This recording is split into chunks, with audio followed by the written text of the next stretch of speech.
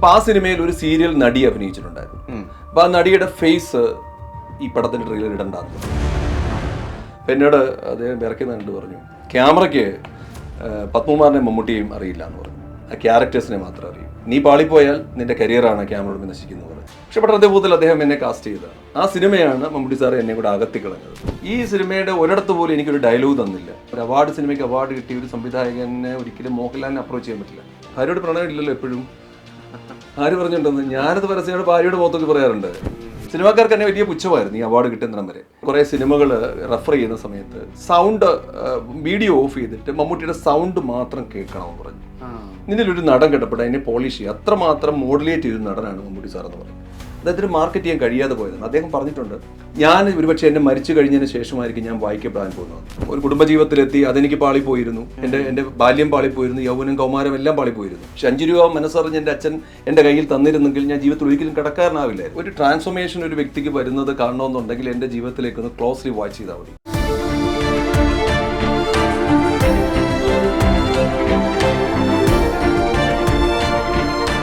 Own your pride. Pride Diamond Collections by Joya Lucas, world's favorite jeweler. MB പത്മകുമാറാണ് ചേരുന്നത്, സംവിധായകൻ, നടൻ. നമസ്കാരം. നമസ്കാരം. പലപ്പോഴും ശ്രദ്ധ എനിക്ക് തോന്നിയിട്ടുള്ളത് പേഴ്സണൽ ലൈഫ് കുറച്ചൊക്കെ തുറന്നങ്ങ് പറയുമ്പോഴാണ്. അതിൽ സാധാരണഗതിയിൽ ഈ സംവിധായകർ, എഴുത്തുകാരൊക്കെ പേഴ്സണൽ ലൈഫ് തുറന്ന് പറയുമ്പോൾ അവരുടെ ഭാഗത്ത് ശരിയുടെ ഒരു കൂമ്പാരം ഉണ്ടായിരിക്കും. പക്ഷേ പത്മകുമാർ പറയുന്ന സമയത്ത് പല സമയത്തും തെറ്റുകാരന്മാരിലൊരു പ്രധാന ഭാഗം, അല്ലെങ്കിൽ ഒരു സിംഹഭാഗം ഇരിക്കുന്നത് തന്നിൽ തന്നെയായിരിക്കും. അങ്ങനെ ഒരു തുറന്നു പറച്ചിൽ, ഒരു സെൽഫ് സ്ട്രിപ്പിംഗ്, അത് ശരിക്കും ആത്മാർത്ഥതയുടെ പറച്ചിലാണോ അതോ വ്യൂവർഷിപ്പിൻ്റെ പറച്ചിലാണ് ഇന്ന് എനിക്ക് വീണ്ടും പറയാമല്ലോ. കാരണം ഞാൻ മോണിറ്റൈസ്ഡ് ആയിരുന്നു, എൻ്റെ ചാനലിലേക്ക് നല്ല ഇൻകം ഉണ്ടായിരുന്നു. പക്ഷേ ഒരു ട്രാൻസ്ഫോർമേഷൻ ഒരു വ്യക്തിക്ക് വരുന്നത് കാണണമെന്നുണ്ടെങ്കിൽ എൻ്റെ ജീവിതത്തിലേക്ക് ഒന്ന് ക്ലോസ്ലി വാച്ച് ചെയ്താൽ മതി. ഞാൻ ഒരു കുട്ടിക്കാലത്ത് ഇപ്പം വിഷ്ണു എന്നോട് സംസാരിക്കാൻ വന്നിരുന്നെങ്കിൽ ഞാൻ ബോധം കെട്ട് താഴെ പോകുമായിരുന്നു. 20 വയസ്സ് വരെ എനിക്ക് സംസാരിക്കാൻ അറിയില്ലായിരുന്നു.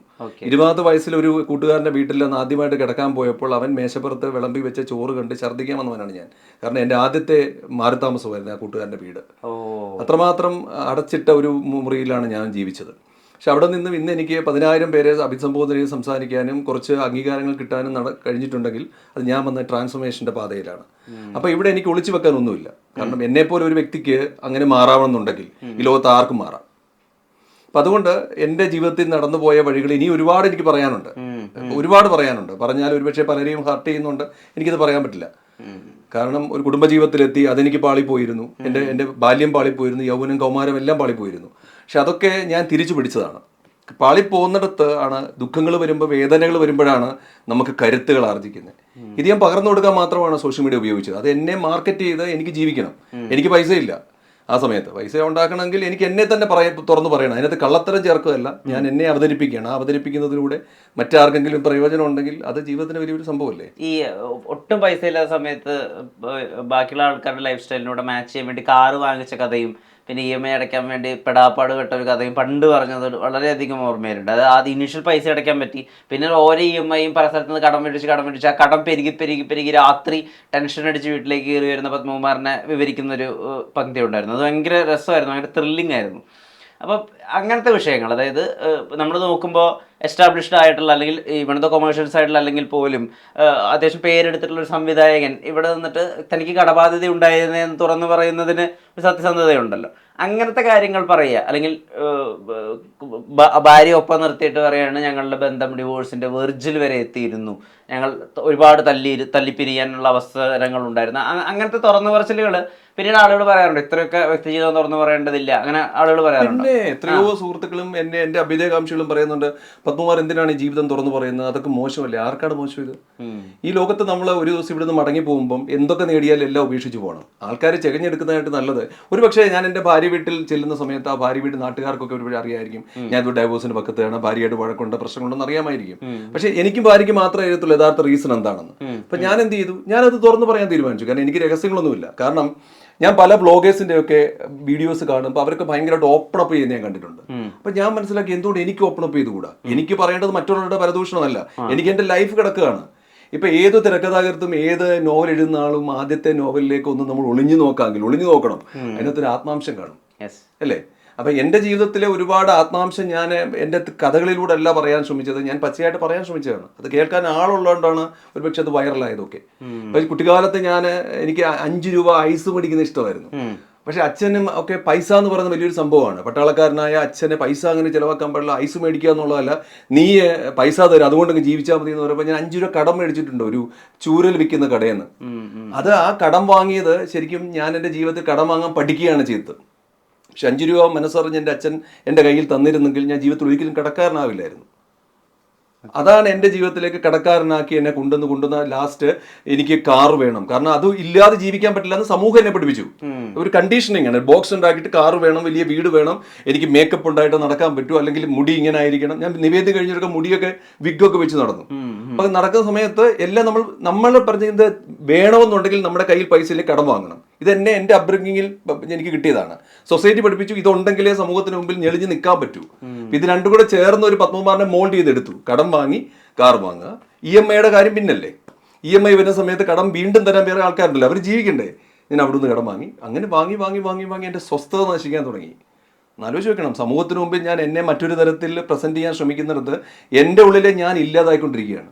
ഇന്ന് തന്നെ പല സുഹൃത്തുക്കൾ വിളിച്ചിട്ട് സമൂഹത്തിൻ്റെ പല മേഖലകളിലും സ്ക്രീനിൽ തിളങ്ങി നിൽക്കുന്ന പലരും എന്നോട് സ്വകാര്യമായിട്ട് സംസാരിക്കുക പറയാനുണ്ട്, എൻ്റെ പ്രശ്നം ഇതാണ്, എനിക്ക് ഭയങ്കര പ്രശ്നമാണ്, പക്ഷേ ഇതെനിക്ക് നിന്നെപ്പോലും പറയാൻ പറ്റില്ല, ഞാൻ എന്ത് ചെയ്യും? ഞാൻ പറഞ്ഞു പുറത്തിറങ്ങുക. നിൻ്റെ മനസ്സിൻ്റെ സുഖവും സന്തോഷമാണ് നിനക്ക് വലുതെങ്കിൽ നീ പുറത്തിറങ്ങിയേ തീരൂ. അല്ല, മറ്റുള്ളവരെ കാണിക്കലാണ് നിൻ്റെ ജീവിതമെങ്കിൽ നീ അവിടെ തന്നെ നീക്കേ. ആ ദുഃഖം നീ അനുഭവിക്കുക. രാവിലെ എണീക്കുമ്പോൾ ദുഃഖം, കിടക്കാൻ നേരം ദുഃഖം, സ്വസ്ഥതയോടൊരു യാത്ര ചെയ്യാൻ പറ്റില്ല, ഒരു പുസ്തകം വാങ്ങാൻ പറ്റില്ല, തിയേറ്ററിൽ നിന്ന് സിനിമ കാണുമ്പോൾ അത് എന്നെയായിട്ട് കമ്പയർ ചെയ്യും. അപ്പം അതുകൊണ്ട് നിനക്ക് 2 ഓപ്ഷനാണ്. ഒന്നേ നീ പുറത്ത് ഇറങ്ങുക, അല്ലെങ്കിൽ നീ അവിടെ തന്നെ ഇരുന്നു. അപ്പം ഞാനിപ്പോൾ പുറത്ത് എൻ്റെ കംഫർട്ട് സോണിൽ നീ പുറത്തിറങ്ങി 100 രൂപയുണ്ട് എനിക്ക് ഇന്ന് ജീവിക്കാൻ പറ്റും. കാരണം ഞാൻ ഏറ്റവും കൂടുതൽ ആഗ്രഹിക്കുന്ന എൻ്റെ മനസ്സിൻ്റെ സുഖമാണ്. സിനിമാ ജീവിതത്തിലേക്ക് കൂടി കുറച്ച് വരികയാണെങ്കിൽ, ഇപ്പൊ സീരിയലിലേക്ക് വന്നത് കൊണ്ട് തന്നെ അവിടെ ഒരു പാർശ്വവൽക്കരണം ഉണ്ടല്ലോ. അപ്പൊ സീരിയലിലെ ആളാണ് അയാൾ. ഒന്നാമത്തെ കാര്യം അയാളുടെ ഡേറ്റ് കിട്ടില്ല, കാരണം 15 ദിവസം സീരിയലിൽ മുറിച്ചു കൊടുത്തത്. കാരണം രണ്ടാമത് സീരിയലിലെ ആളെ കൊണ്ടുവന്ന് സിനിമയിൽ എത്തിക്കേണ്ടോ എന്നുള്ളൊരു അലിഖിത നിയമം കൂടി നിലനിൽക്കുന്നുണ്ട്. അതുകൊണ്ട് ഒരു ആക്ടർ എന്നുള്ള രീതിയിൽ കുറച്ചങ്ങോട്ട് പെർസീവ് ചെയ്യാൻ പറ്റിയില്ല, അങ്ങനെ തോന്നിയോ? ഈ സീരിയലിന്റെ ഞാനൊരു സിനിമയുടെ ഒരു പോസ്റ്റ് പ്രൊഡക്ഷൻ ഇരുന്ന സമയത്ത് അതിൻ്റെ ഒരു ട്രെയിലർ കട്ട് ചെയ്യുന്നു, ഞാനല്ല മറ്റൊരാൾ കട്ട് ചെയ്തപ്പോൾ ഞാനൊന്ന് കാണാനിരുന്നതാണ്. അപ്പോൾ ആ സിനിമയിൽ ഒരു സീരിയൽ നടി അഭിനയിച്ചിട്ടുണ്ടായിരുന്നു. അപ്പോൾ ആ നടിയുടെ ഫേസ് ഈ പടത്തിൻ്റെ ട്രെയിലർ ഇടണ്ടെന്ന് പറഞ്ഞു. കാരണം സീരിയലിലെ നടന്മാരെ എപ്പോഴും സിനിമാക്കാർക്കൊരു മുഖം പുച്ഛമാണ്. കാരണം അതിൻ്റെ കാര്യം ഫെമിലാരിറ്റി, എപ്പോഴും കണ്ട് മടുത്ത മുഖമാണ്. പിന്നെ സീരിയലുകാർ തന്നെ കുറച്ചങ്ങ് ഡീഗ്രേഡ് ചെയ്തിട്ടുണ്ട്. അഭിനയത്തിൻ്റെ കാര്യത്തിൽ പ്രൊഫഷണലൈസ് ഇല്ല. ഈ പറയുന്ന രാവിലെ എണീറ്റ് വരുമ്പം ഒരുങ്ങിയ അമ്മയും മരുമോളും ഒക്കെ അങ്ങനെ ഒരു ഡീഗ്രേഡ് ചെയ്തു. അതുകൊണ്ട് സീരിയൽ നടന്മാർക്ക് സിനിമയിലേക്കുള്ള വാതിലുകൾ വളരെ കുറച്ചേ തുറക്കത്തുള്ളൂ. അതെനിക്കും പറ്റിയിരുന്നു. നിവേദ്യം കഴിഞ്ഞ് ഞാൻ ഒരിക്കലും ഒരു നടനാകാൻ വേണ്ടി സിനിമ വന്ന ആളല്ല. റോബി സാറിന് മുമ്പിൽ ഒരു സംവിധാന സഹായിയാകാൻ ചെന്നു, ജയരാജ് സാറിൻ്റെ അടുത്ത് ചെന്നു, ഷാജി സാറിൻ്റെ അടുത്ത് ചെന്നു. ഇവരൊക്കെ എൻ്റെ രൂപമൊക്കെ കണ്ടപ്പം ഒരു വില്ലനാക്കി അല്ലെങ്കിൽ കുട്ടിസ്രാങ്കിലെ ഒരു കഥാപാത്രമാക്കി ചേർത്തതാണ്. അതുകൊണ്ട് ഞാൻ നടനാകാൻ ആഗ്രഹിക്കാത്തതുകൊണ്ട് അഭിനയം അറിയാവുന്ന പണിയാണെന്ന് തോന്നി തുടങ്ങിയപ്പോൾ ഞാനൊരു സീരിയൽ കമ്മിറ്റ് ചെയ്തതാണ്. ഒരു തമിഴ് തെലുങ്ക് സീരിയലാണ് കമ്മിറ്റ് ചെയ്തത്. ആ സീരിയലിൽ അഭിനയിച്ച് കഴിഞ്ഞ് പിന്നെ കുറേ അവസരങ്ങൾ വന്നു. ഞാൻ ഒരിക്കലും അറിഞ്ഞില്ല അത് എൻ്റെ സിനിമയിലേക്കുള്ള വാതിലിടയുകയാണെന്ന്. സിനിമാക്കാർക്ക് തന്നെ വലിയ പുച്ഛമായിരുന്നു ഈ അവാർഡ് കിട്ടുന്നിടം വരെ. അങ്ങനെ വലിയ എൻ്റെ ഒരു അഭിനയ ജീവിതം സിനിമയിൽ നിന്ന് അടഞ്ഞുപോയി. അതാണ് സംഭവിച്ചത്. ഈ ലൈഫ് പാർട്ണർ എപ്പോഴെങ്കിലും ഇനി മറ്റൊരു ഭാഷയിലേക്ക്, ഹിന്ദിയിലൊക്കെ അതിന് വലിയ സാധ്യതകളുണ്ടെന്ന് തോന്നിയിട്ട്, കാരണം അതിനൊരു ത്രില്ലർ സ്വഭാവം കൂടിയുണ്ടല്ലോ. അതായത് അതിൻ്റെ കഥ എത്ര പേർക്ക് അറിയുമെന്ന് എനിക്കറിയില്ല. അതായത് 2 പേര്, അതിൽ ഒരാൾ ബൈസെക്ഷൽ ആണ്, ഒരാൾ ഗേ ആണ്. അപ്പോൾ അവർക്ക് അവരുടെ ലൈഫ് മുന്നോട്ട് കൊണ്ടുപോകണമെങ്കിൽ ഒരു ഹാപ്പനിങ് വേണം. അപ്പോൾ അവർക്കൊരു കുട്ടിയെ വേണം. അപ്പോൾ ഗേ ആയിട്ടുള്ള ആൾക്ക് പറ്റില്ല, ബൈസെക്ഷൽ ആൾക്ക് പറ്റും. അപ്പോൾ അയാൾ ഒരു പെൺകുട്ടിയെ മാരി ചെയ്യുന്നു, അപ്പോൾ ഒരു കുട്ടിയെ ഉണ്ടാക്കാം, എന്നിട്ട് അത് അനാദിയായ ഒരു കുട്ടിയെ തിരഞ്ഞെടുക്കുന്നു. അതിന് ഒരു ത്രില്ലർ സോണിൻ്റെ സ്വഭാവം കൂടെ ഉണ്ട്. അതിനെ കുറച്ചും കൂടി ഒന്ന് ഇഷ്ടമാവുമെന്ന് എനിക്കറിയില്ല. അതിന് കൊമേഴ്ഷ്യലൈസ് ചെയ്തിട്ട് ഈ ഹിന്ദിക്കൊക്കെ പറ്റിയ ഒരു സബ്ജക്റ്റാണ്. അങ്ങനെ എപ്പോഴെങ്കിലും മറ്റു ഭാഷയിൽ ആലോചിച്ചിട്ടുണ്ട്? അതിന്റെ ഒറിജിനൽ സ്ക്രിപ്റ്റ് അങ്ങനെയാണ് വിഷ്ണു. ഞാൻ ആദ്യമേ പറഞ്ഞില്ലേ, അതിന്റെ തുടക്കത്തിൽ തന്നെ ഇവൻ ചെല്ലുന്നുണ്ടെ ഇവളുമായിട്ട് ഇവളെ ബ്ലഡിൽ കുളിച്ച് കിടക്കുമ്പോൾ ഇവളെ എടുത്തുകൊണ്ട് പോകും കാറിൽ കയറുന്ന ഭർത്താവ്, ഇവന്റെ പാർട്ട്ണർ ഓടിച്ചെന്ന് അവനെ രക്ഷിക്കാൻ പറ്റില്ല എന്ന് കാണുമ്പോൾ ഇവൻ ടെറസിൽ മേളിൽ നിന്ന് എടുത്ത് ചാടുകയാണ് കാറിലോട്ട്. അപ്പൊ അങ്ങനെ പക്ക കൊമേഴ്സ്യൽ ഫൈറ്റ് ഉള്ള സിനിമയാണ് ഞാൻ ആദ്യം എഴുതിയത്. പക്ഷേ ഈ പുതിയ ആൾക്കാരെ വെച്ച് നമുക്ക് ചെയ്യാൻ പറ്റില്ല, ഞാൻ അതാണ് പറഞ്ഞത്. എന്നിട്ടാണ് സ്ലോ ഡൗൺ ചെയ്തത്. അത് മറ്റു ഭാഷയിലേക്ക് ചെയ്യാൻ വലിയ ആഗ്രഹമുണ്ട് എനിക്കത്. പക്ഷെ എനിക്ക് ഇപ്പൊ അതിനെ അങ്ങനെ ഒന്നും ഇറങ്ങാൻ പറ്റില്ല. കാരണം മലയാളത്തിലും ഇല്ല, ഹിന്ദിയിലും ഇല്ല, തമിഴിലും ഇല്ലാത്തൊരവസ്ഥ എന്റെ ജീവിതം പെട്ടുപോകും. അപ്പം ചെയ്യുന്ന മലയാളത്തെ കുറിച്ച് നല്ല സിനിമകൾ ചെയ്യണം. അതായത് ജനങ്ങളിലേക്ക് എത്തുന്ന സിനിമകൾ. അത് കഴിഞ്ഞിട്ട് ഇതൊക്കെ നമുക്ക് ആലോചിക്കാം. ഈ ഒരുപാട് കോണ്ടന്റുകളിൽ സ്ഥിരമായിട്ട് വരുന്ന ഒരു ടോപ്പിക്കാണ് ശ്രീ മമ്മൂട്ടി. അദ്ദേഹത്തിനോടുള്ള സൗഹൃദം അല്ലെങ്കിൽ അദ്ദേഹത്തിനോടുള്ള ഒരു ആരാധന അത് ഏത് വിധത്തിലാണ്? സത്യത്തില് ഞാനത് പറയാത്തൊരു കാര്യമാണ് വിഷ്ണുവിനോട് ഞാൻ പറയാം.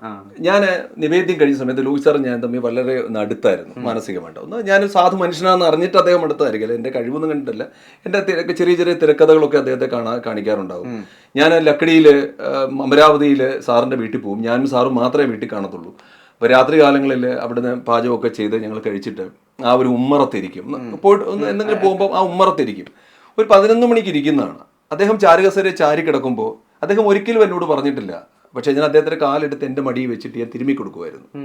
അപ്പൊ കെട്ടഴിച്ചു വിട്ട പട്ടം പോലെ അദ്ദേഹം ഇങ്ങനെ പറന്നു പോവായിരുന്നു, മനസ്സിങ്ങനെ വല്ലാതെ ഒരുപാട് പറന്നു പോകും. അങ്ങനെ വന്ന സമയത്ത് ഒരു ദിവസം ലോകി സാറിനോട് പറഞ്ഞു, ചേട്ടാ നീ ഒരു കാര്യം ചെയ്യും, നീ സിനിമ ഇനി കുറേ സിനിമകൾ റെഫർ ചെയ്യുന്ന സമയത്ത് സൗണ്ട് വീഡിയോ ഓഫ് ചെയ്തിട്ട് മമ്മൂട്ടിയുടെ സൗണ്ട് മാത്രം കേൾക്കണമെന്ന് പറഞ്ഞു. ഇതിലൊരു നടൻ കേട്ടപ്പോൾ അതിനെ പോളിഷ് ചെയ്യുക, അത്രമാത്രം മോഡുലേറ്റ് ചെയ്തൊരു നടനാണ് മമ്മൂട്ടി സാർ എന്ന് പറഞ്ഞു. അപ്പം ഞാനിങ്ങനെ സ്ഥിരമായിട്ട് കേൾക്കുമായിരുന്നു. അപ്പം ഞാൻ സാറോട് സംസാരിക്കും, സാർ ഇങ്ങനെയാണ് എന്നൊക്കെ പറയുമ്പോൾ സാർ പറഞ്ഞു ഒരു കാര്യം നീ വിളിച്ചൊന്ന് സംസാരിക്കാൻ പറഞ്ഞു. ഞാൻ ആദ്യമായിട്ട് മമ്മൂട്ടി സാറിൻ്റെ നമ്പർ ഇപ്പോഴും എൻ്റെ മൊബൈലിൽ കിടക്കുന്ന ലോഹി സാർ തന്നതാണ്. ഞാൻ അദ്ദേഹത്തെ വിളിച്ചു, അദ്ദേഹം ഫോൺ എടുത്തു, ഞാൻ സംസാരിച്ച് കുറേ കഴിഞ്ഞ സമയത്ത് ഞാനൊരു റംസാൻ അദ്ദേഹത്തെ വിളിച്ചു. റംസാനെ വിളിച്ചിട്ട് അദ്ദേഹം ഫോൺ എടുത്തു. ഞാൻ പറഞ്ഞു സാർ ഞാൻ ഒരു സക്കാത്ത് ചോദിച്ചോട്ടെ എന്ന് ചോദിച്ചു. എനിക്കതൊരു വല്ലാത്ത ആരാധനയായിരുന്നു, കാരണം അത്രമാത്രം ഒരു ടാലൻറ്റഡ് ഒരു ആക്ടർ. അപ്പോൾ എന്താണെന്ന് ചോദിച്ചു. ഞാൻ പറഞ്ഞു എനിക്ക് അങ്ങയുടെ ഒരു സീനിന് സ്ക്രീൻ സ്പേസ് ഷെയർ ചെയ്യണമെന്നൊരു ആഗ്രഹമുണ്ടെന്ന് പറഞ്ഞു. വിളിച്ചിരിച്ചു, ഫോൺ കട്ട് ചെയ്തു സ്വാഭാവികമായിട്ട്. കുറച്ച് കഴിഞ്ഞപ്പോൾ എന്നെ ജോർജേട്ടൻ വിളിച്ചിട്ട് പറഞ്ഞു, മറ്റേ ഷാജിൻ ഗൺ സാറിനെ പോയി ഒന്ന് കാണാൻ പറഞ്ഞു. വിശ്വസിക്കുക നോക്കി, ഷാജി സാറിനെ ഞാനിങ്ങനെ ആരാധിച്ചിരിക്കുന്ന ഒരു മനുഷ്യനാണ്. അപ്പോൾ അവിടെ ചെന്നതിനെ കുട്ടി സ്രാങ്കി വളരെ പവർഫുൾ ആയിട്ടുള്ള ക്യാരക്ടറാണ് മമ്മൂട്ടി സാറ് കാസ്റ്റ് ചെയ്ത്. എനിക്ക് ലൊക്കേഷൻ എല്ലാം ഞാനും സാർ ഇപ്പം ആ ഫസ്റ്റ് ആ ഒരു ഷോട്ട് തന്നെ മമ്മൂട്ടി സാറിൻ്റെ കൈ പിടിച്ചിട്ട് ഡസ് റാങ്കെ എന്ന് വിളിക്കുന്നതാണ്. ഡസ് റാങ്കെ എന്ന് ആലോചിച്ച് നോക്കണം. ഞാൻ വിറയ്ക്കും അദ്ദേഹത്തിന് അടുത്ത് നിൽക്കുമ്പോൾ ആ സമയത്ത്. അപ്പം എന്നോട് അദ്ദേഹം വിറയ്ക്കുന്ന കണ്ട് പറഞ്ഞു, ക്യാമറയ്ക്ക് പത്മകുമാറിനെ മമ്മൂട്ടിയും അറിയില്ല എന്ന് പറഞ്ഞു, ആ ക്യാരക്ടേഴ്സിനെ മാത്രമേ അറിയൂ. നീ പാളിപ്പോയാൽ നിന്റെ കരിയറാണ് ക്യാമറയോട് നശിക്കുന്നത് പറഞ്ഞു. ഞാൻ വിളിച്ച് കയ്യെ പിടിച്ചു. ഞങ്ങളുടെ തമ്മിലുള്ള ഷോട്ട്സ് എല്ലാം ഒറ്റ റീടേക്ക് പോകാനുള്ള ഷോട്ട്സ് ആയിരുന്നു, ഒറ്റ പ്രോംപ്റ്റിങ് പോലും ഇല്ലാതെ ആ സിനിമയുടെ മുഴുനീളം. ഡബ് ചെയ്ത് ഞാനല്ല, എനിക്ക് സമയം കിട്ടിയില്ല, സമയമില്ല, അത് വേറൊരാൾ കർണാടക സ്റ്റൈലിലാണ്. അപ്പോൾ അത്രമാത്രം അഭിനയിച്ചു. ഈ പടം തീർന്നു കഴിഞ്ഞിട്ട് എന്നെ അന്ന് ലാസ്റ്റ് മമ്മൂട്ടി സാർ ചോദിച്ചു, ബോഡിയൊക്കെ ഉണ്ട്. ഞാൻ പറഞ്ഞു സാർ കുഴപ്പമില്ല സാർ, ആവശ്യം വരും കേട്ടോ എന്ന് പറഞ്ഞു. പിന്നെ ഒരു 10 ദിവസം കഴിഞ്ഞപ്പോൾ ജോർജേട്ടൻ വിളിച്ചിട്ട് ജോണി ആൻ്റണി പോയി കാണാൻ പറഞ്ഞു. അപ്പോൾ അങ്ങനെ ഞാൻ പട്ടണത്തിൽ പോകുന്ന ലൊക്കേഷൻ ആലുവ ചെന്നു. പക്ഷെ അദ്ദേഹം എന്നെ കാണാൻ സമ്മതിച്ചില്ല. ജോണി ആൻ്റണി രാവിലെ 10 മണി തൊട്ട് വൈകുന്നേരം വരെ നിർത്തി. 10 മണി വൈകുന്നേരം മമ്മൂട്ടി സാർ വന്നപ്പോൾ കണ്ടില്ലേ പത്മകുമാർ എന്ന് ചോദിച്ചു. അപ്പോൾ ഞാൻ പറയില്ല സാർ അദ്ദേഹം തിരക്കിലാണ്. ജോണി ഇതാണ് ഞാൻ പറഞ്ഞ പത്മകുമാർ. ആണോ ശരി, നമുക്ക് ഇതിൻ്റെ ഷൂട്ട് അവിടെ കാണും. പക്ഷെ പട്ടണത്തെ പൂത്തിൽ അദ്ദേഹം എന്നെ കാസ്റ്റ് ചെയ്തതാണ്. ആ സിനിമയാണ് മമ്മൂട്ടി സാർ എന്നെ കൂടെ അകത്തിക്കളഞ്ഞത്. കാരണം ഈ സിനിമയുടെ ഒരിടത്ത് പോലും എനിക്കൊരു ഡയലോഗ് തന്നില്ല. 35 ദിവസം ഞാൻ ലൊക്കേഷനിൽ പോയി വരുന്നു, വൈറ്റ് ഫോർട്ടിൽ താമസിച്ചു, ഒരു പൈസ പോലും എനിക്ക് തന്നില്ല. മാത്രമല്ല ലൊക്കേഷനിൽ എന്നെ ഭയങ്കരമായിട്ട് പലരും ടോർച്ചർ ചെയ്തായിരുന്നു. എന്നെ ഞാൻ കരഞ്ഞിട്ടുണ്ട്. അപ്പോൾ ലോകി സാറിനെ വിളിച്ചു, സാറേ ഇതാണ് പ്രശ്നം എന്നൊക്കെ പറഞ്ഞു. ഞാൻ ഷൂട്ട് തീർന്നതിൻ്റെ 2ാമത്തെ ദിവസം ഞാൻ ഈ ഡയറക്ടറെ വിളിച്ചിട്ട് ചോദിച്ചു, സാർ ഞാൻ എന്ത് തെറ്റാണ് അങ്ങയോട് ചെയ്തത്? ഒരു ഡയലോഗ് പോലും അങ്ങ് എനിക്ക് തന്നില്ല. എനിക്ക് കുഴപ്പമില്ല അഭിനയിക്കാൻ പറ്റുമെന്ന് തോന്നിയിട്ടുണ്ട്, പക്ഷെ അങ്ങനെ എന്നെ ഒരുപാട് പലരും ലൊക്കേഷനിൽ എന്നെ ഇൻസൾട്ട് ചെയ്യും. എന്താണ് സാർ കാര്യമെന്ന് ചോദിച്ചു. അത് നിങ്ങളെ എനിക്കിഷ്ടമല്ല, എൻ്റെ ക്യാരക്ടർ നിങ്ങളല്ലായിരുന്നു എന്ന് പറഞ്ഞു. ബോംബെ എന്നൊരു മോഡലായിരുന്നു, നിങ്ങളെപ്പോലുള്ള ഒരാളല്ല ആ തേജ എന്ന് പറയുന്ന ബൈക്ക് റേസർ. അദ്ദേഹം പറഞ്ഞ 100% ശരിയാണ്. കാരണം ഒരു വലിയൊരു മസ്കുലറായിട്ടുള്ള ഒരാളായിരിക്കണം ആ ക്യാരക്ടർ ചെയ്യേണ്ടിയിരുന്നത്. എന്നെപ്പോലെ ഒരാൾ ചെയ്താൽ ഞാനത് മിസ്കാസ്റ്റാണ്, അതെനിക്കും അറിയാം. അതിൻ്റെ ദേഷ്യമാണ് അദ്ദേഹം ആ ലൊക്കേഷൻ മുഴുവൻ കാണിച്ചത്. ശരിക്കും അത് മമ്മൂട്ടി സാറ് എന്നെയുള്ള വിശ്വാസം കൊണ്ടാണ് അദ്ദേഹം റെക്കമെൻഡ് ചെയ്തത് സ്ട്രോങ് ആയിട്ട്. മമ്മൂട്ടി സാർ റെക്കമെൻഡ് ചെയ്തുകൊണ്ട് ഇതിന് തന്നെ മാറ്റാനും പറ്റിയില്ല. ഇതെന്നെ വല്ലാതെ മമ്മൂട്ടി സാറിനോട് അടുപ്പിച്ചൊരു സംഭവമാണ്. അപ്പോൾ അദ്ദേഹം എൻ്റെ ആരോ ആണെന്നൊരു തോന്നലാണ്. ഇപ്പോൾ ലോകി സാറ് മരിച്ച അന്ന് ഞാനൊരു റൈറ്റപ്പ്, എനിക്കെപ്പോഴും എഴുതുന്ന സ്വഭാവമുണ്ട്, റൈറ്റപ്പ് എഴുതി ഞാൻ മമ്മൂട്ടി സാറിൻ്റെ മെയിലാണ് ചെയ്തത്. പക്ഷേ അതിൻ്റെ അടുത്ത ആഴ്ച ചിത്രഭൂമി വന്ന ആ ഒരു വന്നത് എൻ്റെ റൈറ്റപ്പ് ഉണ്ടായിരുന്നു, എൻ്റെ ഇപ്പോഴും ഇരിപ്പുണ്ട്. അദ്ദേഹം എന്തിനാണ് അയച്ചു കൊടുത്തത്? കാരണം അതിനകത്ത് അദ്ദേഹത്തിന് ജാതിയില്ല, മതമില്ല, ഒന്നുമില്ല. ഒരു ടാലൻറ്റിനെ കണ്ടാൽ അദ്ദേഹം തിരിച്ചറിയാനും അതിനെ പ്രോത്സാഹിപ്പിക്കാൻ കഴിയുന്ന വലിയൊരു വ്യക്തിത്വമാണ്, വലിയൊരു എന്താ പറയുക, ഒരു പ്യൂരിഫൈഡ് സോളാണ് മമ്മൂട്ടി സാറ്. അതുകൊണ്ടാണ് ആ നാഷണൽ അവാർഡിൻ്റെ ഒരു ജൂറിയായിട്ട് ഞാൻ ചെന്ന സമയത്തും ആ ലിസ്റ്റിൽ ആദ്യം നോക്കിയത് നൻപകൽ നേരത്തെ മയക്കം ഉണ്ടോ എന്നാണ്. അവിടെ പത്മകുമാറത്തെ വ്യക്തി, അദ്ദേഹത്തുള്ള ആരാധന, എനിക്കിത് പറയാൻ പറ്റില്ലെങ്കിലും ഞാൻ നോക്കിയതാണ്. അത് കാണാത്തപ്പോൾ ഞാൻ വല്ലാതെ പിടഞ്ഞു പോയി എൻ്റെ മനസ്സ്.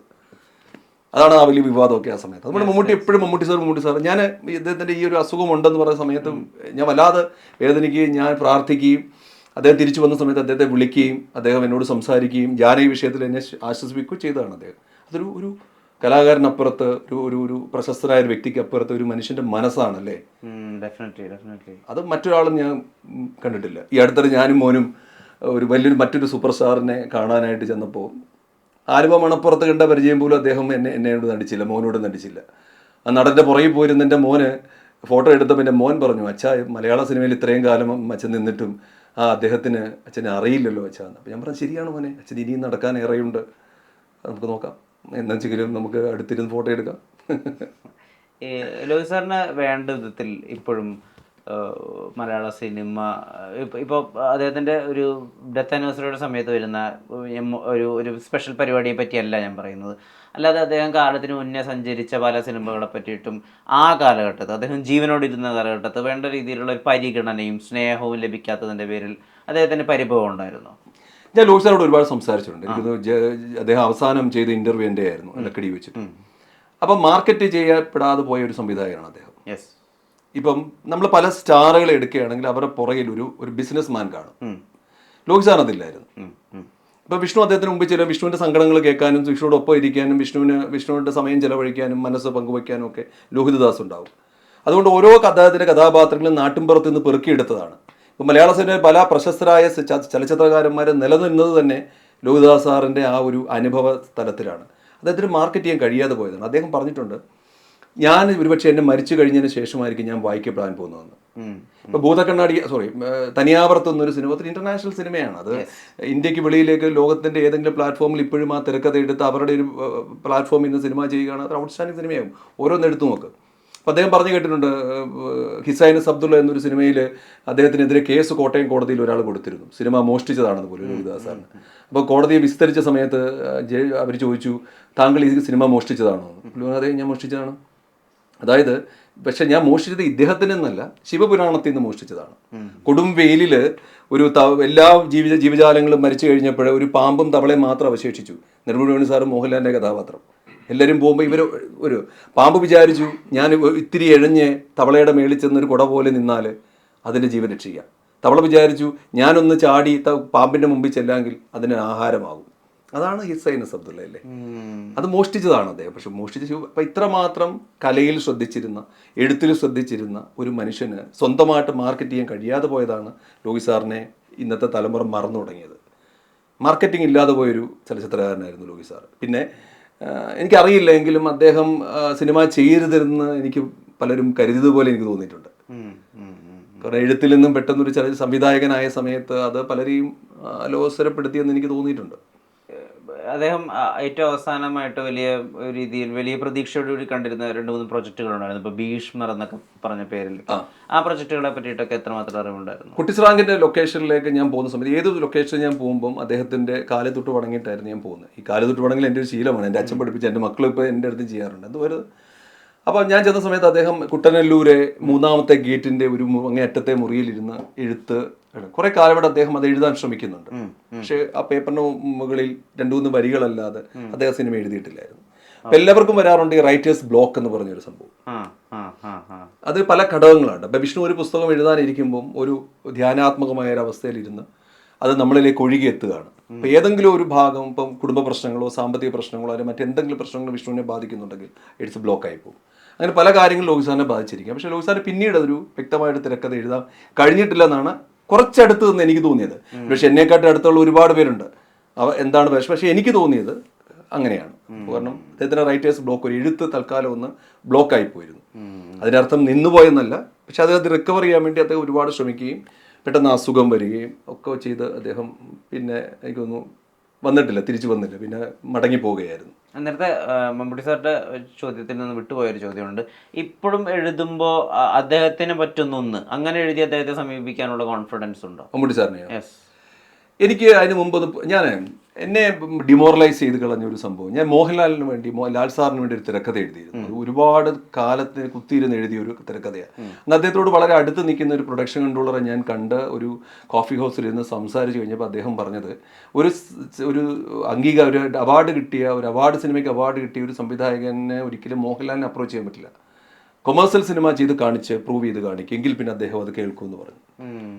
അതെന്നോട് പറഞ്ഞു. പക്ഷേ ശരി, പുതിയ ആൾക്കാർക്കത് ഡേറ്റ് കൊടുക്കുന്നത്. പക്ഷേ എനിക്ക് അങ്ങനെ ഒരു ഇൻഫർമേഷൻ കിട്ടുകയാണെങ്കിൽ മമ്മൂട്ടി സാറിനോട് നേരിട്ട് സംസാരിക്കാൻ പേടിയുണ്ട്. എങ്കിലും ഞാൻ ഇടയ്ക്കിടയ്ക്ക് മെസ്സേജ് അയക്കുമെന്ന്, കാണാൻ പറ്റുമോ എന്നൊക്കെ ചോദിക്കും.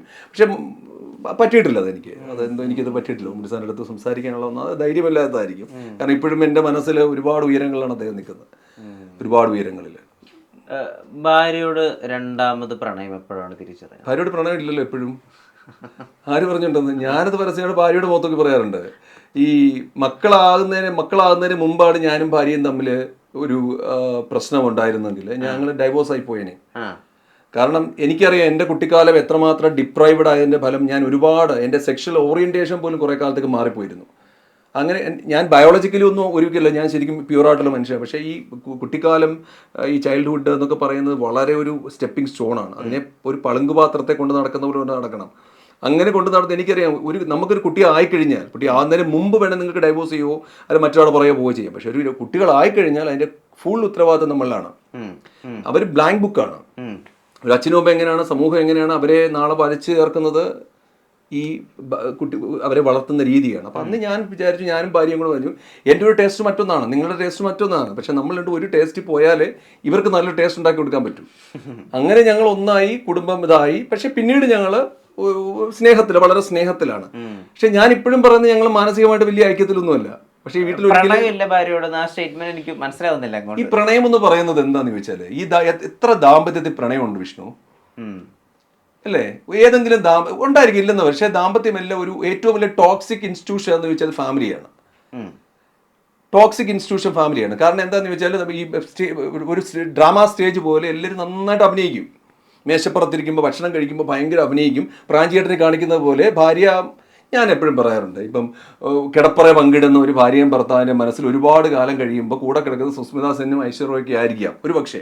അത് ലോകത്തിന്റെ റൂളാണ്. പ്രത്യേകിച്ച് നമ്മളെ ഇവിടെ ഡിസൈൻ ചെയ്തിരിക്കുന്നത് തന്നെ ഈ പുരുഷന്മാരെ പുതിയത് തേടി പോവുകയും, ഇപ്പം ലൈഫ് പാർട്ണർ നമ്മൾ ഡയലോഗ് പറയുന്നുണ്ട്, ഒരു പുരുഷൻ നോക്കുന്നത് നല്ല മാറിടം, നല്ല അരക്കെട്ട്, സുന്ദര വടിവൊത്ത മുഖമെന്നൊക്കെ ആയിരിക്കും.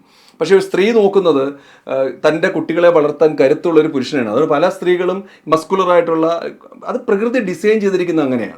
കുറെ കഴിയുമ്പോഴത്തേക്ക് പുരുഷന്മാരെന്ത് ചെയ്തും അടുത്തതിലേക്ക് ചാടിപ്പോയോണ്ടാണ് സമൂഹം ഒരു സിസ്റ്റം ഉണ്ടാക്കി, മാരേജ് എന്നൊരു സിസ്റ്റം ഉണ്ടാക്കി, ഇൻസ്റ്റിറ്റ്യൂഷൻ ഓഫ് മാരേജ് ഉണ്ടാക്കിയിട്ട് അതിനകത്ത് രണ്ടുപേരെ കെട്ടിയിടുന്നത്. കെട്ടിയിടൽ മാത്രമേ ഉള്ളൂ. പക്ഷെ പലയിടത്തും അതിനകത്ത് എനിക്ക് തോന്നുന്നില്ല അവർ 100% പ്രണയമാണെന്ന്. പ്രണയം അതല്ല വിഷ്ണു. ഞാൻ വിഷ്ണുവിൻ്റെ അടുത്ത് ഇരിക്കുമ്പോൾ, അല്ലെങ്കിൽ ഒരു പെൺകുട്ടിയുടെ അടുത്ത് ജീവിക്കുമ്പോൾ, അത് ഭാര്യയായാലും കാമുകിയായാലും ലൈംഗിക തൊഴിലാളിയായാലും എനിക്ക് എന്നെ മറക്കാൻ കഴിയണം. അല്ലേ? പരിസരം മറന്നു പോകണം. ചുരുങ്ങുന്ന അവസ്ഥയാണ്. ഇപ്പൊ ധ്യാനം എന്താ? നിങ്ങൾ എത്ര മണിക്കൂർ ധ്യാനിക്കുമെന്ന് ചോദിച്ചാല്, ഞാൻ 5 മണിക്കൂർ ധ്യാനിക്കുമെന്ന് പറയുന്ന ഒരുത്തൻ ധ്യാനിക്കുന്നില്ല. ധ്യാനം സമയത്തിനും കാലത്തിനും സാഹചര്യത്തിനും അതീതമാണ്. ഞാനല്ല ഈ പോകുന്ന ഒരു മുഹൂർത്തമാണ് ധ്യാനം എന്ന് പറയുന്നത്. ആർക്ക് ധ്യാനിക്കാൻ പറ്റും? എനിക്ക് ധ്യാനിക്കാൻ പറ്റും, പക്ഷെ ധ്യാനിക്കാൻ പറ്റില്ല. പക്ഷെ ഞാൻ വർക്ക് ചെയ്യുമ്പോൾ ഞാൻ എന്നെ മറക്കും. ഇപ്പോൾ ലോഹിസാറിൻ്റെ കാര്യം പറഞ്ഞില്ല, അദ്ദേഹം എഴുത്ത് വരുമ്പോൾ അദ്ദേഹത്തെ മറക്കും. ഓരോ എഴുത്തുകാരും കലയിൽ അവരെ മറക്കുന്നിടത്ത് അതൊരു ധ്യാനാവസ്ഥയാണ്. ഭാര്യയ്ക്ക് സങ്കടാവില്ലേ, എനിക്ക് നിന്നോട് പ്രണയമേ ഉണ്ടായിരുന്നില്ല ഇത്രയും കാലം എന്നൊക്കെ പറയുമ്പോൾ? ഞാൻ ഫസ്റ്റ് നൈറ്റ് പറഞ്ഞിട്ട് ഞാൻ നിങ്ങളോട് 100% സത്യസന്ധനായിരിക്കുമെന്ന്. ഞാൻ കള്ളം പറഞ്ഞ് സൂചിപ്പിക്കാണ്ട് നല്ലതല്ലേ സത്യം പറഞ്ഞ് സ്നേഹിക്കുന്നത്? സ്നേഹം പ്രണയം രണ്ടാണ് വിഷ്ണു. മനസ്സിൽ എന്തൊക്കെയാ സ്വപ്ന പദ്ധതികൾ?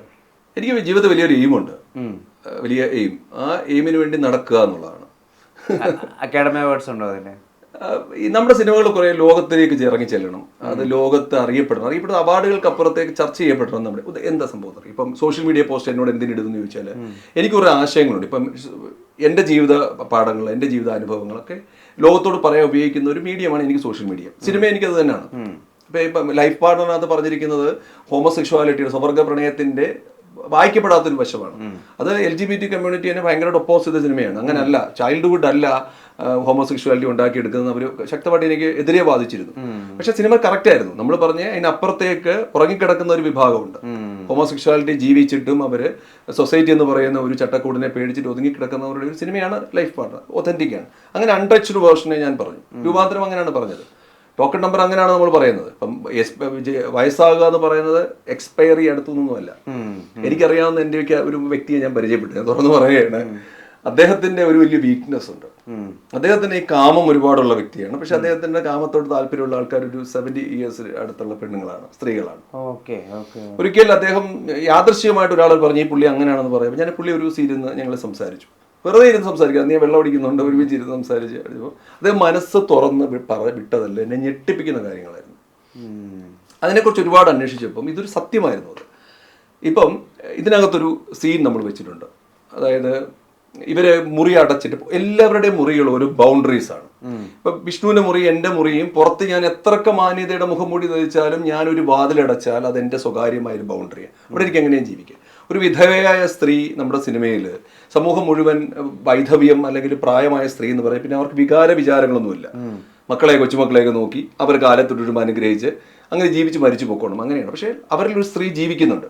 അപ്പൊ ഈ സ്ത്രീ കഥ കടച്ചിട്ട് ഇവരുടെ ശരീരം കാണുന്നുണ്ട്. ഇവര് കണ്ടു കഴിഞ്ഞ് നെക്സ്റ്റ് ഷോട്ട് നമ്മൾ കട്ട് ചെയ്യുന്നത്, സീൻ കട്ട് ചെയ്യുന്നത് അവര് നിരനായി ഇങ്ങനെ ജപിക്കുകയാണ്. അവിടെ അവർക്ക് ഒച്ചയെ സംസാരിക്കാം. അപ്പൊ ഭക്തി, ഈ പറയുന്ന ബഹുമാനം, ഇതൊക്കെ ഇവരുടെ മനസ്സിനെ അടിച്ചമർത്തപ്പെടുന്നതാണ്. ഇതിനെ നമ്മൾ പൊളിക്കാൻ തീരുമാനിച്ചു. അതാണ് നമ്മൾ ടോക്കൺ നമ്പർ പറയാൻ തീരുമാനിക്കുന്നത്. പ്രായമാകുക എന്ന് പറയുന്നത് എക്സ്പയറി ഒന്നുമല്ല. അത് അവർക്ക് ജീവിക്കാൻ ഇനിയും കിടക്കുകയാണ്. ഒരു കൊച്ചുമക്കളായി എന്ന് കരുതി അവരുടെ ജീവിതം അവിടെ ഫുൾ സ്റ്റോപ്പ് ഒന്നുമില്ല. എൻ്റെ മക്കളോട് ഞാൻ പറയാറുണ്ട്, നിങ്ങൾ പ്രായമായി നിങ്ങൾ നിങ്ങളുടെ വഴി പോകുന്ന സമയത്ത് എനിക്ക് എൻ്റെ ജീവിതം മുമ്പോട്ട് കിടക്കുകയാണ്, അത് പറയാറുണ്ട്. അപ്പം നമ്മൾ അങ്ങനെയാണ് അതിലേക്ക് എത്തിയത്. ഈ ഇനി അങ്ങോട്ടുള്ള ഫ്യൂച്ചർ സിനിമകളിൽ എന്ത് രീതിയിലുള്ള വിഷയങ്ങളൊക്കെ എടുക്കുക? ഇപ്പോൾ കുറേ പാത്ത് ചേഞ്ചിങ് ആയിട്ടുള്ള കാര്യങ്ങൾ ചെയ്തുള്ളൂ. LGBTQ+ ഒരു കഥ പറഞ്ഞു. ഇപ്പോൾ വിഷ്വലി ചാലഞ്ചഡ് ആയിട്ടുള്ള ഒരാൾ ആദ്യമായിട്ട് വിഷൻ കിട്ടിയാൽ, അതായത് കുറേ കാലത്തിന് ശേഷം അയാൾക്ക് വിഷൻ കിട്ടിയാൽ എങ്ങനെ ഉണ്ടായിരിക്കും, അതൊരു പുതിയ ടേക്കായിരുന്നു. സോ ഇപ്പോൾ ടോക്കൺ നമ്പറിൽ ലഞ്ച് ബോക്സ് ഒക്കെ പോലെ എപ്പോഴാണ് പ്രണയം തുടങ്ങേണ്ടത്, അല്ലെങ്കിൽ പ്രണയം ശരിക്കും തുടങ്ങാനൊരു ഏജ് ബാർ ഉണ്ടോ എന്നൊക്കെ ഡിസ്കസ് ചെയ്യുന്നു. അത് വളരെ ബ്യൂട്ടിഫുൾ ആയിട്ടുള്ളൊരു തീമായിട്ട് എനിക്ക് തോന്നി. അപ്പം ഇനി അങ്ങോട്ടേക്ക് അങ്ങനെ എന്തൊക്കെ വിഷയങ്ങളാണ് മനസ്സിലുള്ളത്? വിഷയം വലിയ പണിയാണ്. വിഷയം ഞാൻ എന്തായാലും അടുത്തൊരു ത്രില്ലർ എനിക്ക് വഴങ്ങുമെന്ന് നോക്കണം. അതായത് എനിക്ക് എപ്പോഴും ഇപ്പൊ ടോക്കൺ നമ്പർ ഉൾപ്പെടെ സിനിമയിൽ പടം തുടങ്ങുന്നത് മുതൽ അവസാനം വരെ അത് ഭയങ്കര എൻഗേജിങ് ആയിരിക്കണം എന്നൊരാഗ്രഹം. അടിയും പിടിയായാലും കഥ കൊണ്ടായാലും സ്റ്റോറി ടെല്ലിങ്ങിന്റെ രീതിയായാലും എൻഗേജ്. അപ്പോൾ ഒരു ത്രില്ലർ ചെയ്യണമെന്ന് എനിക്കൊരു ആഗ്രഹമുണ്ട്. അതായത് ഇന്നത്തെ യുവാക്കളുടെ മനസ്സ് വെച്ചിട്ട് അവരുടെ രീതി വെച്ചിട്ട് അവരുടെ അഡ്വഞ്ചറസ് ആയിട്ട് ചെയ്യണം. അതിന്റെ ഫുൾ സ്ക്രിപ്റ്റഡ് ആണ്. പക്ഷേ ഈ സിനിമ എനിക്ക് ചെയ്യണമെങ്കിൽ ഇനി ഞാൻ പുതിയ ആൾക്കാരെ വെച്ച് ചെയ്യുന്നില്ല എന്ന് കരുതി. അപ്പോൾ ഹരിശ്രേഷോൻ സാറിന്റെ ചേട്ടൻ്റെ മോനെ പോലെ അങ്ങനെ കുറെ നല്ല ടാലന്റ്, കാരണം അഭിനയിക്കാൻ ഒരുപാട് പ്രാധാന്യമുള്ള കഥാപാത്രമാണ് നമ്മൾ ഉദ്ദേശിക്കുന്നത്. അദ്ദേഹത്തെ പോലുള്ള കിട്ടുമ്പോൾ നമ്മൾ ഇതൊന്ന് പ്രസന്റ് ചെയ്യണമെന്നൊരു ആഗ്രഹമുണ്ട്. തിയേറ്ററിൽ നമ്മുടെ പ്രേക്ഷകരുടെ ഒപ്പം ഒരു സംവിധായകൻ സിനിമ കാണുന്ന സമയത്ത് വല്ലാത്തൊരു സുഖമാണ്. എൻ്റെ ആദ്യ സിനിമ ഇറങ്ങിയ സമയത്ത് ഞാൻ ഓടി തിയേറ്ററിൽ ചെന്നായിരുന്നു കാണാൻ, മൾട്ടിപ്ലെക്സ്. തലേദിവസം ഞാൻ പറഞ്ഞു തിയേറ്ററുകളിൽ പലതും തന്നില്ല, ഇവരല്ലാത്തതുകൊണ്ട് തന്ന 40 തിയേറ്റർ തിരിച്ചെടുത്തിട്ട് 4 തിയേറ്ററിലാണ് പടം റിലീസ് ചെയ്തത്. അപ്പൊ ഞാൻ ഏറ്റവും പുറകെ ഇരിക്കുകയാണ്. ഇപ്പൊ ടിക്കറ്റ് എടുത്ത് എന്റെ സിനിമ കാണാൻ ആൾക്കാർ വരും, പക്ഷേ വന്ന 1-2 പേരാ. എപ്പോഴും ആദ്യ സിനിമയിൽ ഒരു സംവിധായകനും ഒരു സ്ക്രീനും തമ്മിൽ ഒരു കമ്മ്യൂണിക്കേഷൻ ഉണ്ട്, ഒരു സൈലന്റ് കമ്മ്യൂണിക്കേഷൻ. അത് അവൻ ഇത്രയും കാലം ചെയ്തത് സ്ക്രീനിൽ, അവന്റെ മനസ്സിനെ സ്ക്രീനിൽ കാണുകയാണ്. അധികം പേരൊന്നും വന്നില്ല. അപ്പൊ അതുപോലെ ഇനിയും ചെയ്യുന്ന ഒരു സിനിമയ്ക്ക് എനിക്ക് ആഗ്രഹമുണ്ട്. അത്രയും പേരുടെ മുമ്പിൽ ഇരുന്ന് ഒരു സിനിമ കയ്യടിയോട് കാണണമെന്നൊരു ആഗ്രഹമുണ്ട്. അപ്പൊ അതിനുവേണ്ടി ഒരു തയ്യാറെടുപ്പാണ് അടുത്തൊരു സിനിമ. കയ്യടിക്കോ കിട്ടുമോ നമുക്കറിയില്ല, പക്ഷെ എന്തായാലും നമ്മൾ ശ്രമിക്കുകയാണ്. അപ്പൊ അതാണ് നമ്മുടെ നെക്സ്റ്റ് പ്രോജക്റ്റ്. പിന്നെ അതിന് ശേഷം ഇങ്ങനെ ഓരോന്ന് വരട്ടെ. ഒരുപാട് തിരക്കഥകൾ എൻ്റെ കയ്യിലുണ്ട്. എത്ര എഴുതി തീർന്ന തിരക്കഥ? 25ഓളം ഉണ്ട്. കാരണം എനിക്ക് സങ്കടങ്ങൾ വരുമ്പോൾ എനിക്ക് തീർക്കാൻ പേപ്പറുകൾ മാത്രമേ ഉള്ളൂ. പുറത്ത് പോയി കറങ്ങാൻ പോകുന്നില്ല. ഞാൻ ഈ മുറിയിൽ അടച്ചിട്ടിരുന്ന് എന്തെങ്കിലുമൊക്കെ എഴുതി. അപ്പോൾ 25 സിനിമകൾക്കുള്ള സ്കോപ്പ് ഉണ്ട് എന്ന് പറയാൻ പറ്റില്ല. കാരണം എന്താന്ന് വെച്ചാൽ ഓരോ എഴുത്തും ആ സമയത്തിന്റെ വികാരമാണ് അല്ലെങ്കിൽ പ്രകടനമാണ്. അത് പിന്നീട് അത് കറക്റ്റ് ആവും നമുക്ക് അറിയാൻ പറ്റില്ല. ഒരു സിനിമ ചെയ്യണമെന്ന് തോന്നുമ്പോൾ ഞാൻ ദിലീപ് ഏട്ടന്റെ പുറകെ കുറെ കാലം നടക്കുകയാണ്. അതിഗംഭീരമായിട്ടൊരു കോമഡി ട്രാക്കിലുള്ള ഒരു ഫാസ്റ്റ് ആയിട്ടുള്ള സിനിമയാണ് അദ്ദേഹം. അതായത് 6 വർഷം മുമ്പോട്ട് നടക്കുകയാണ്. അപ്പം ഇന്ന് വരുന്ന സമയത്ത് അദ്ദേഹത്തിന് ചെയ്യാൻ പറ്റില്ല. ഇപ്പൊ കുഞ്ചാക്കോ പോലെ വെച്ച് ചെയ്യാമെങ്കിൽ അത് നല്ല സിനിമയായിരിക്കും. അപ്പോൾ അത് ഈ സമയത്ത് നമുക്ക് അന്ന് ചിന്തിച്ച പലതും ഇപ്പൊ വായിക്കുമ്പോൾ പലതും മാറ്റേണ്ടി വരും. കുറച്ചുകൂടി ടൈം സ്പെസിഫിക് ആണ്. സ്വഭാവം എല്ലാം അങ്ങനെയാണല്ലോ. അല്ലെ പിന്നെ കാലാതീതമായി ചിന്തിക്കുന്ന ഇപ്പം ലൈഫ് പാർട്ണർ ഇപ്പം ചെയ്താലും അത് തന്നെ നമുക്ക് ചെയ്യാൻ പറ്റും. അതെ അതെ, ഫ്രഷ് ആണ്, രൂപാന്തരം അത് തന്നെ ചെയ്യാൻ പറ്റും. ഈ ടോക്കൺ നമ്പർ ഇനിയും ഒരു 5 വർഷം കഴിയുമ്പോഴത്തേക്ക് ഇന്നത്തെ സൊസൈറ്റി അങ്ങനെ മാറും. ഇപ്പം തന്നെ പ്രായമായ ആൾക്കാർ മൊബൈലിൽ അവരുടെ ആഗ്രഹങ്ങളൊക്കെ ഇവൻ ചാറ്റ് ചെയ്തെങ്കിലും തീർക്കുന്നുണ്ട്. ഇപ്പൊ കാലാപാനി എന്ന് പറഞ്ഞിട്ടൊരു വെബ് സീരീസിൽ വളരെ രസമായിട്ടുള്ള ഒരു സീക്വൻസ് തന്നെ ഉണ്ടായിരുന്നു ഒരു ഹിന്ദിയിൽ. അതായത് ഓൾഡ് ഏജ് ഹോംസിൽ എങ്ങനെയാണ് ഈ സെക്ഷൽ റിലേഷൻഷിപ്സുകൾ നടക്കുന്നത്. അത് ഫൺ ടേക്ക് ആണ്, പക്ഷെ അത് വളരെ റിയാലിറ്റി ആണെന്നുള്ളത് പിന്നെ നമുക്ക് കാണുമ്പോൾ മനസ്സിലാവും. സത്യമാണത്. അങ്ങനെയുള്ള സിനിമകൾ സംഭവിക്കട്ടെ, ഫേസ്ബുക്കുകളിലെ എഴുത്തുകൾ ഇനിയും ഉണ്ടാവട്ടെ, തുറന്നു പറച്ചിലുകൾ ഉണ്ടാവട്ടെ, വീണ്ടും കാണാനാവട്ടെ. നേരത്തിന് ഒരുപാട് നന്ദി. നല്ല നമസ്കാരം. Thank you.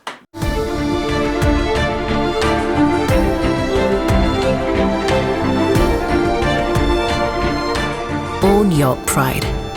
Pride Diamond Collections by Joya Lucas, world's favorite jeweler.